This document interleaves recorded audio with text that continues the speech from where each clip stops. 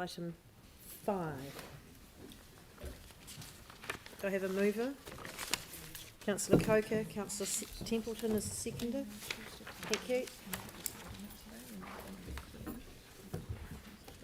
So I think we know this project pretty well. We've all learnt what the gauntlet is over the last day or so. So I'm just going to cover some of the key themes. And the first one that became, I think, after hearing the deputations, we haven't done a very good job of communicating, is essentially what transport choices is for, and again that goes down to the interested but concerned and vulnerable users. So we heard a lot about confident cyclists and how they use Cashmere Road, and it is an unusual environment, and there's a lot of road cyclists. However, that's not what the funding is for, and so it's for a different set of users, and hence that's why there's a apparent disconnect between what the cyclists are saying they're using and what we're providing with this facility, because it is a distinct user group that we're providing for. The Penruddock intersection subdivision and the potential for signalisation of that is very distinct question outside of the scope of this project, and there's some complexities there associated with that subdivision.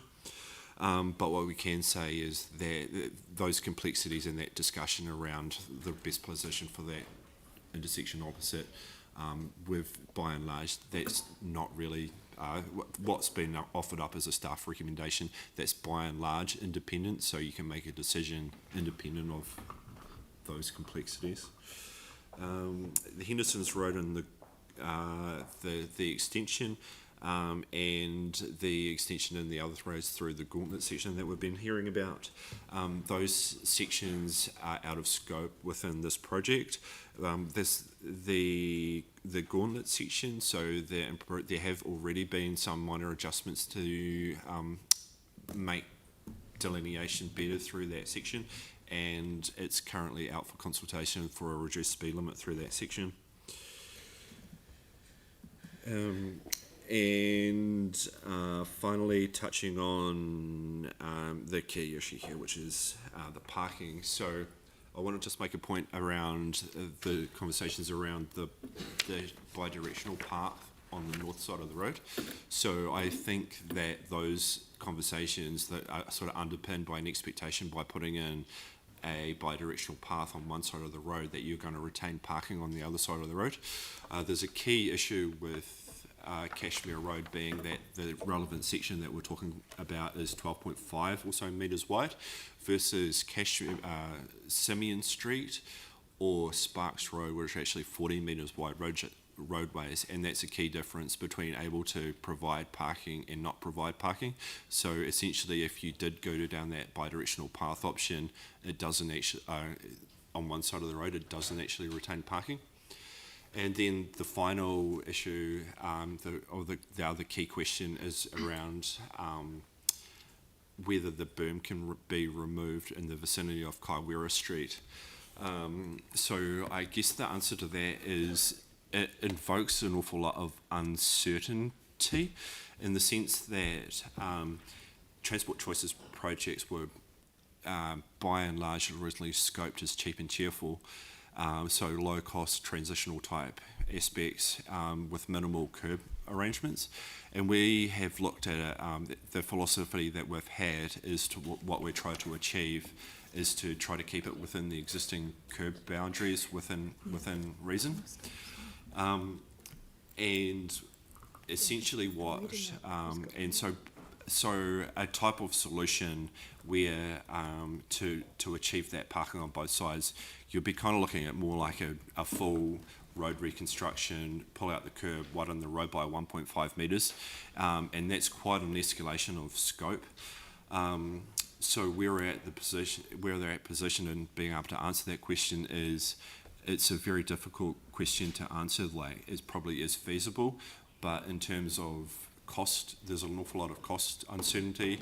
There's a lot of unknowns about services and drainage, and there's a question of reconsulting if we were to go down that, and how would that all fit in with the lines within the time frame. So unfortunately, I think it is within the timeframes that we've got. We're probably realistically within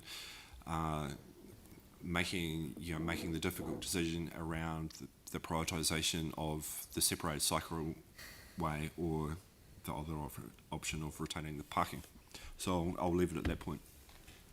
I just want to summarise a little bit about how we consulted on this project as well. So 2 flyer drops occurred, as well as 1 letter drop.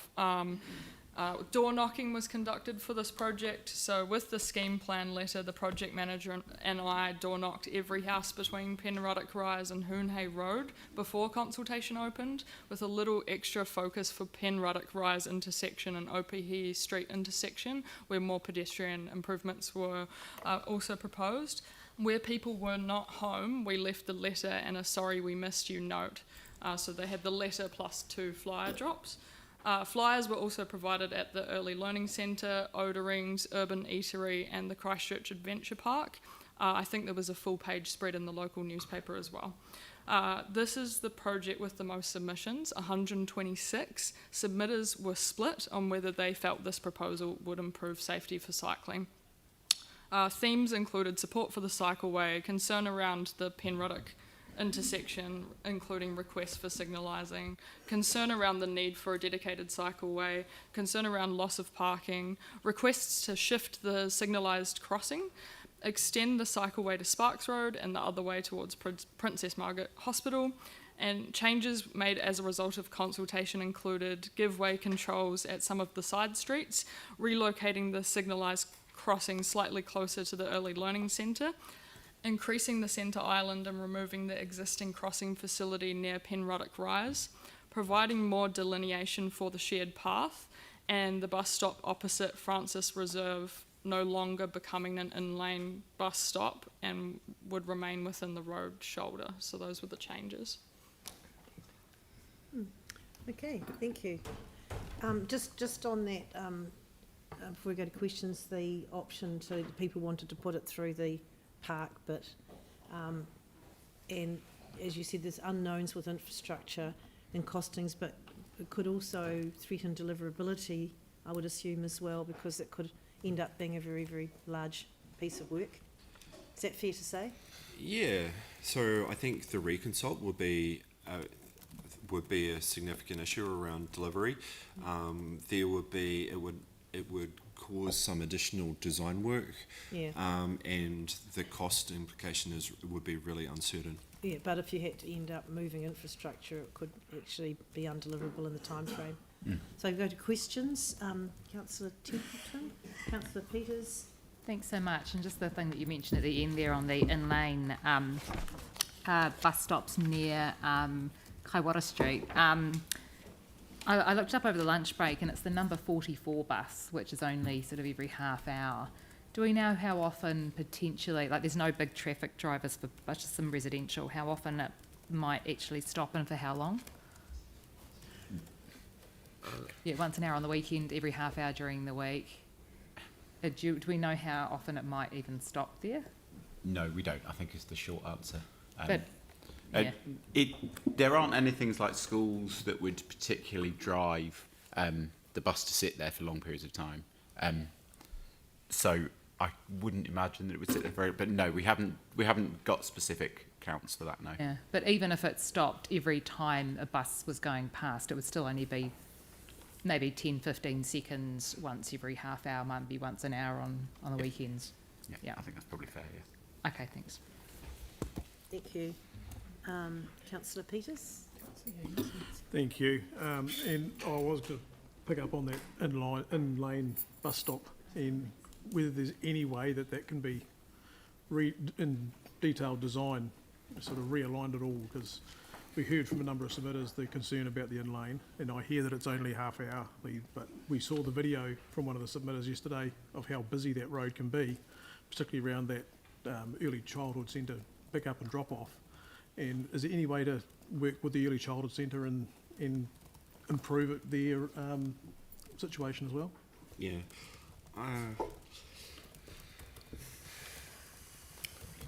The inline bus stops have been there's been, within the design considerations with Wakakite that we've worked through, there's been 2 issues that have cropped up frequently, and one is the issue of shared paths, and the other one is the treatment of inline bus lanes.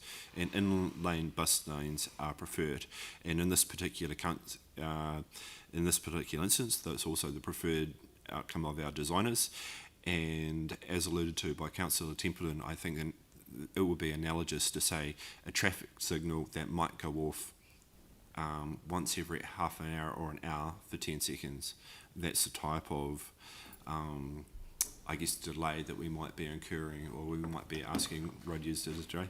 And it's the sort of thing that if somebody turns into a driveway, it's a sort of benign delay that just happens to everyday traffic all the time. And there'll be lots of situations, including on Penrith Rise, where the road is narrow and there's existing bus stops there, and people get out and traffic behind them is forced to stop. It's the type of benign traffic delay that I think once you saw these things in operation, it would just become very apparent that it's just a really minor, pretty standard operational type piece of road infrastructure. Thank you. I guess it's minor until it happens to you. Councillor Johansson?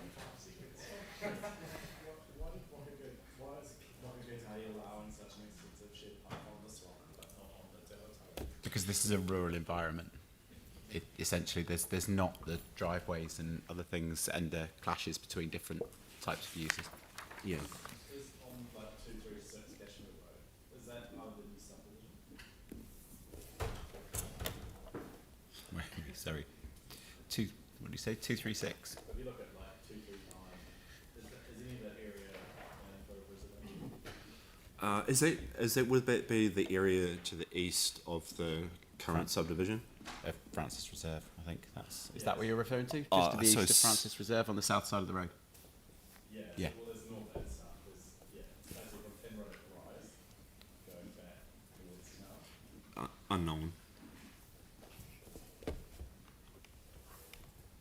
To go back to the previous point about the shared path, though, if you can visualise a cyclist coming out of, say, someone who's biking to school when they're coming out of Penrith Rise in the morning, at some point they have to get across Cashmere Road, and part of the reason why the shared path is so palatable is because they need to get across Cashmere Road safely, and the best way to do that is if we use the shared path, we can put the crossing place at the most convenient location, the most sensible location, and our designers work through various options, and is basic and where they've landed was actually an existing crossing point. It's just that it's a refuge island which is being upgraded.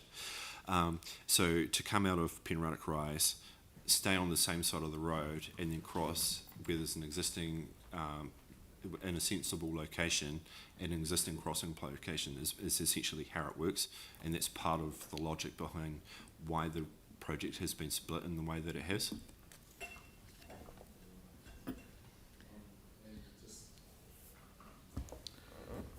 Just the kind of assessment of the number of cyclists using it. Do we have that? Currently using it? Not to hand. No. Right. So how, But then equally, I think it goes back to what Ryan said at the very beginning, that we're building this for interested but concerned. If we were to count cyclists, we'd count pelotons, road cyclists, and so we wouldn't necessarily get a right. particularly sensible. So how do we measure the success of the objectives of the project for Waka Kotahi? Yeah, so there are some monitoring and evaluation time frame requirements, and those monitoring and evaluation requirements have to be actually completed by the end of June 2024. So the whole entire project program, including the monitoring and evaluation, wraps up in June 24. So the way that they are looking at evaluation is by how many the number of treatments that have been established, and for the cycling projects, the monitoring and evaluation criteria is essentially how many kilometres of separated cycleway have been installed.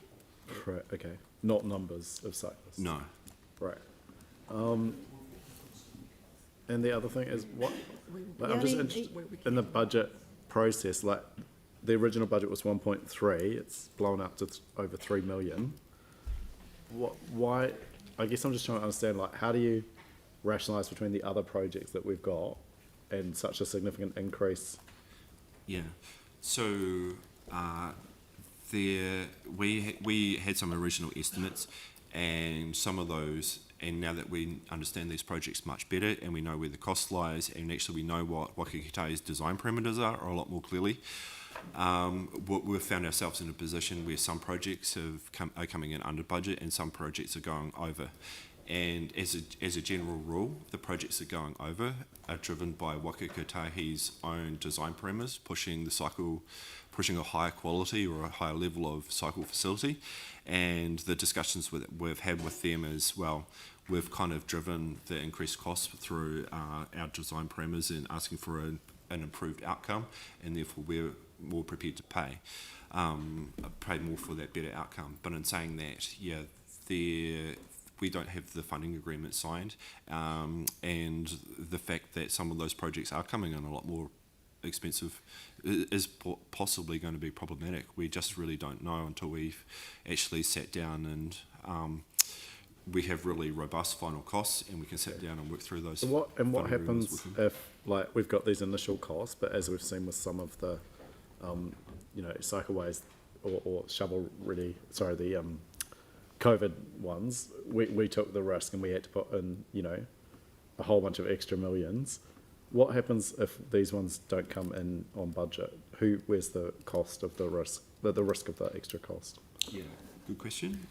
So the risk lies with council, I think, is the short answer.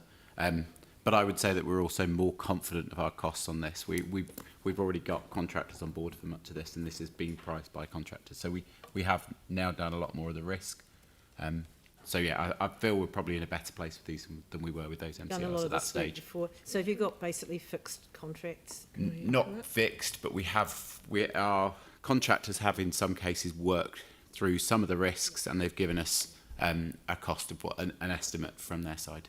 And the other thing to remind councillors is that this process, we post this, and all of these approvals are all predicated on us finalising an agreement with Waka Kotahi. So they are aware of the increased costs in relation to this at quite a late stage in the project development, so that they are aware of the risk profile on this as well. Great, thank you. So, Councillor Moore? Oh, it was just to help Councillor Johansson out. Our cycle counter further down Cashmere Road says 470 cyclists a day. Is that the number you're looking for? Is that who's using it at the moment? Yep.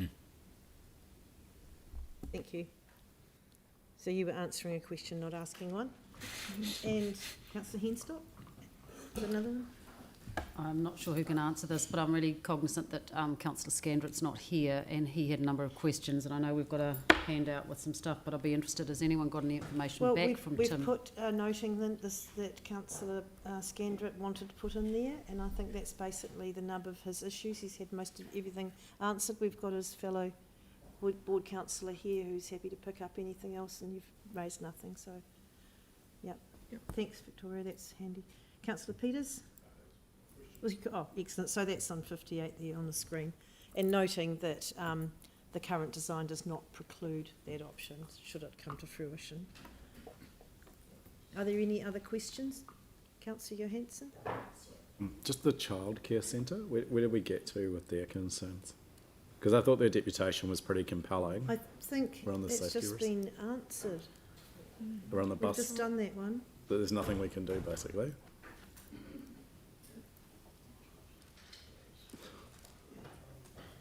There's nothing we can do. Because I had a lot of sympathy for the concerns they raised about, man, that just seems Had that response. dangerous. So are there any other questions? We'll move to debate. Councillor Coker? Thank you. First, I just wanted to commend Deputy Mayor Cotter on a smooth running thank you. hearing over the last couple of days, and I also, with this project, wanted to congratulate, I guess, the Westmorland residents. They're obviously incredibly engaged, and Tim knew that when the boundary was changing for the last election, so there's no surprise there. I wanted to say that for this particular section of cycleway, it's something that residents have been coming to the board our community board about with deputations for the 10 years I've been on the board and probably much longer. In our board plan from 2020, we wanted to seek investigation of extension of the proposed Norwest Arc Cycleway west to Westmorland and advocate for early completion. And then in our latest one, we were going to do basically the same thing. So the problem with that, I guess, is that gauntlet section which we've been talking about, and the board is fully aware of that, but we're going to take the ones where we can get them, and that's something that we're working on over time. Councillor Scandrett was keen to see the cycleway on one side of the road, as we heard yesterday, but we've heard already that that actually doesn't help with the parking issues. And I did sympathise as well with the early learning centre, but there are places just around the corner where people can park. The streets like Kaiwara Street have speed humps already that are there that were put in when the Hoon Hay Cashmere Road intersection was upgraded, so that will slow cars down for any worries about rat running, and also it'll allow people actually to cycle or take their kids to school in a different way to what they may be doing now. The preschool my daughter goes to, lots of parents cycle or take other active modes of transport actually to take their children, so that opportunity is not actually there for them at the moment. So I'm hoping that might produce some changes there. I've already mentioned that. The other part was the other link from Penruddock round to Henderson's corner and then through to the Quarryman's. I wanted to just point out that the community board has also got that in our board plan as well, and we specifically mention Henderson's Road to Sparks Road, so we are keen to see that happen when we can, because we do get a lot of people talking to us about that. So I do understand the frustration of submitters seeing one bit done and not the two bits they're worried about, but eventually we will get there. So overall to me, it seems that today is actually quite a simple decision. The board is in support of this. The community do want this. I know there are concerns by people about it, but we need to provide safe cycling infrastructure so the kids that do want to cycle from Westmorland can get to their school safely, and it's as simple as that for me. Thanks. Thank you. Does anyone else want to speak to this? Councillor Templeton? Thanks. I just want to tautoko what Councillor Coker's just said. Completely agree. It's long overdue, and I'm really looking forward to not only this bit being done, but then eventually the links through the Gauntlet and Henderson's Road as well, especially that corner and the long stretch there. And that bit not just for cyclists, but for those wanting to walk around and get to the wetlands and area as well. The other thing I just want to briefly mention is the in-lane bus stops, and I just want to point out that these particular ones will be much less controversial than other ones we've dealt with. There is, while people may view it differently, I've checked up the traffic counts, there is less traffic than there is on Park Terrace. It's also a bus that travels much less frequently down there, and the chances of the bus actually stopping are very, very slim. And so I don't think that that's going to be a problem at all, and I don't think that any potential delays or additional cost would be worth it, and I would urge colleagues to move ahead with this, especially since the local community board's all on favour, that's based on a community desire that's been expressed over a number of years to get this area addressed. Thanks. Thank you. Councillor Barber? Yeah, thank you. Yeah, look, I mean, this again is a double-edged sword for me. I really like the cycling improvements. I think it's going to be good for young people to be able to travel, and old, on the cycleway. I have a huge problem with the intersection at Penruddock Rise. I live not far from an intersection that is very similar in makeup. There are multiple incidents there. I think that's going to get a little more, it's going to get more difficult now because of the changes to the cycleway. Will there be improvements for cyclists? Almost certainly. I can see that that will work for those that use the cycleway. I've cycled past here hundreds of times, and also gone around the Gauntlet section, and yeah, I agree with Councillor Coker there. It's tricky, and definitely improvement is needed there. I do have a bit of sympathy with the early learning centre too. I think it's difficult. People will want to, park on site. That's obviously not going to be as easily possible as it was before. But I think our role is to run our eyes over these sorts of things and to point out the things that we don't think are right. It may not always be popular, but I think we have to look at the benefits to all members of our society, and I really am looking with interest to see what effect this is going to have to the many residents who live up Penruddock Rise. It'd be nice if they all got on their bikes, but if they don't, they're going to have, I'd say, a bit of trouble coming out. It'll be interesting to see whether there are increased incidents at this intersection with people turning in and trying to get out. So I can't support that on the basis of that intersection and the early learning centre issues. Thank you. Councillor Kewen. Councillor Fields. While I accept that there's been a number of requests for many years around this, some of those requests were reiterated, like around Henderson's and stuff, and so they'll still be ongoing. I do have a couple of issues with this. I think the raised platforms on Cashmere Road, I don't think Cashmere Road's the type of road that should be having the raised platforms, and the in-lane bus stops. I am a little surprised to hear that that's a Waka Kotahi preference, but I'm not shocked because, I won't say it, but they, okay, it's quite an anti-car move, to be honest, and so I'm not surprised Waka Kotahi have gone down that road, and I don't think it should be here. And there's too big a loss of parking. There's not enough people in this area on side with this for us to be putting it through, and the concerns raised by a number of the people, and they'd say that spoke to their neighbours that didn't know anything about it, is a bit of a surprise. And I think once all of that section of Cashmere Road sees the yellow lines go in, there'll be a few more complaints come back, and the preschool's going to dip out, and apparently it's a really good one. So as much as the start of the concept of what we're trying to get across here is a good one, we don't have the public on side, and I think as a council we should take heed of those warnings, and when we don't have enough of the public on side, we should keep working, keep massaging a design until we get there, because if we want to see growth and mode change, you want the majority of the public on board, and this is one of those ones that is just not clear cut, so we should keep working it. Too many questions were coming up. Even the local councillor kept asking yesterday he asked many of the submitters, how would you feel if it was all on one side, and things like that, to keep the parking on one side. So it is a shame he's not here, but it's probably more beneficial for him politically if he's not, and it goes through.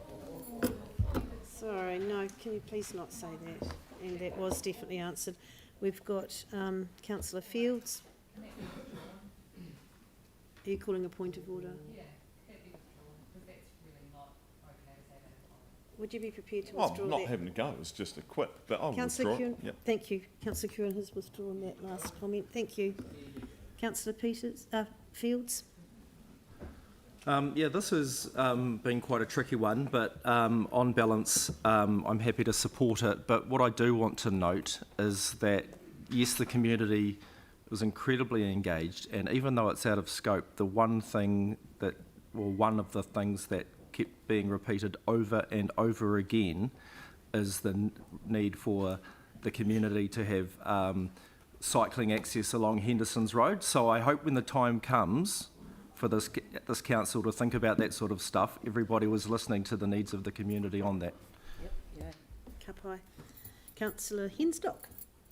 Oh, kia ora, thanks. I'm not convinced about this one. There's too many outstanding concerns for me, and they've already been raised by Councillors Kewen and Councillor Barber. I get the sense it's just a bit rushed, and I really do think we need some more work to get the locals on board. Thank you. Councillor Peters. Yeah, I'm pretty much a ditto on that. Whilst I like the concept of getting cycle infrastructure out to places like this, I think we've really got to work hard with the community to get them on side and to meet their concerns and bring them on the journey rather than just do it to them. So I don't think I can support this one. We've simply got too much work we need to do to get this to a point where the community can be happy with what's being put in their location rather than forcing it into their location on Waka Kotahi's behalf. And it was interesting to hear Waka Kotahi's preference being to put the in-lane bus stops. I guess, yeah, it's one of their tactics. So it's an unfortunate day when cars are obviously anti-cycles, I guess, and therefore we've got to be forced off the road in the cars so that we can make way for all the cyclists to take over. So I don't want to ever get to the point where it's us versus them. We should be all working together and you know, going well together in the road corridor, because we should all be able to share it. I'm happy to share it. It's just a shame that we can't all. So no, I can't support this one. Thank you. And I think, Councillor Johansson. Yeah, I mean, and yeah, I agree with a lot of the sentiment that's just been expressed by my colleagues around the process. Like, it seems to me, you know, we've gone from a $1.3 million budget to a $3 million budget, and effectively this is like a major cycleway that's being done within a very, very compressed time frame without any of the work that we would normally do as a council around engaging on such a significant project. So, you know, I appreciate that Waka Kotahi wants stuff to be done and that they're giving us the funding, but it does inherently feel very anti-democratic to go through such a rushed process where legitimate concerns are raised and then to be told that we can't make changes or we can't spend further time working through solutions with our community. So, you know, I think we heard enough from the submitters that came in on this project to have serious concerns about safety, about priority, and about other aspects of it, particularly around impact on local businesses. I personally, if you know, I would much rather prefer that we had options. I definitely would support having it on one side of the road. I can't see any sense in having it on the north side at all. And I definitely would rather sort out the intersection now than sort it out later. It's just unbelievable that we seem to be in this position where we don't take an integrated planning approach to putting in good infrastructure that's safe.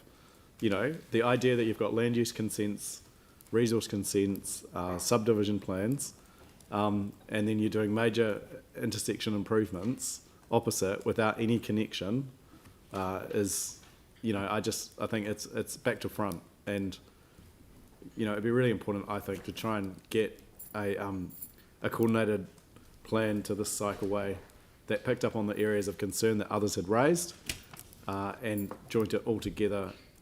So I think there were sufficient concern too through the consultation process around people not being aware. And I know our staff have done as good a job as they possibly can in the short time that they've had. But I think it just speaks to, you know, when we're doing major things that are going to cause major disruption and change in people's lives, how we do things is just as important as what we do. And in this particular case, I feel we need to spend more time on it as well. Okay, thank you. Look, I'll just quickly say that, look,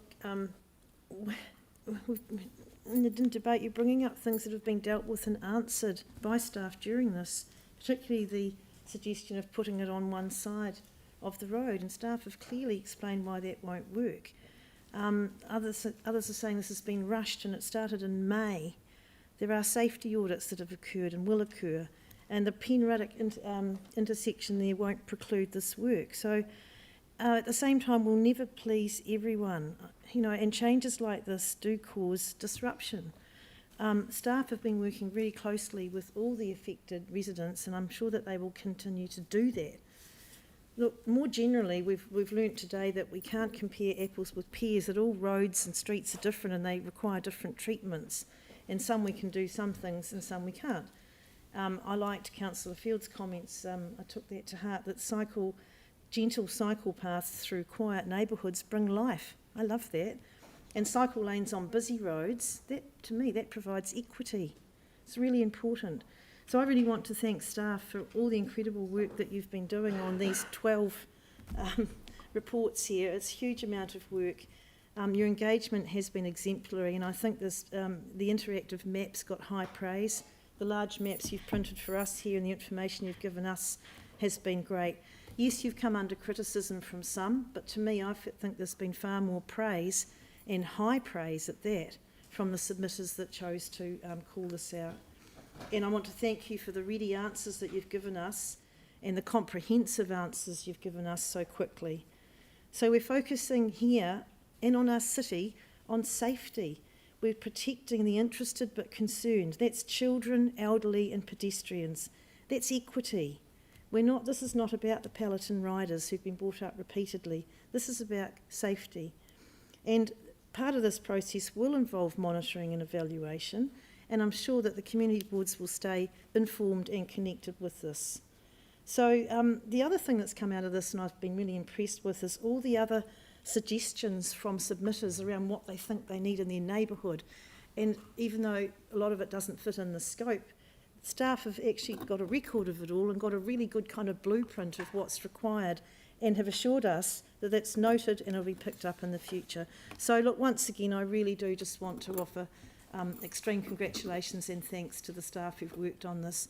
And also I do want to thank fellow colleagues around the table for the way that this process has gone today. I think we've navigated a difficult agenda really well. Not all of us are probably agreeing on this one, and that's fine, but I think it's been good debate, and I think we've got through a lot today. So thank you, and on that note, I'll put the motion. All those in favour say aye. Aye. Aye. Those opposed? An abstention from Councillor Johansson, no from Councillor Kewen, Barber and Henstock and Peters. 1, 2, 3, 4, 5, 6. How's that looking? Peters, Kewen, Barber and Henstock. And Peters. Yes, answers Peter, Kewen, Barber's, Henstock against. Councillor Johansson is an abstention. That would be carried. It's carried. Oh, and Councillor Moore's abstention. It's still carried, isn't it? Oh, all right. So on that note, we will close the meeting, please.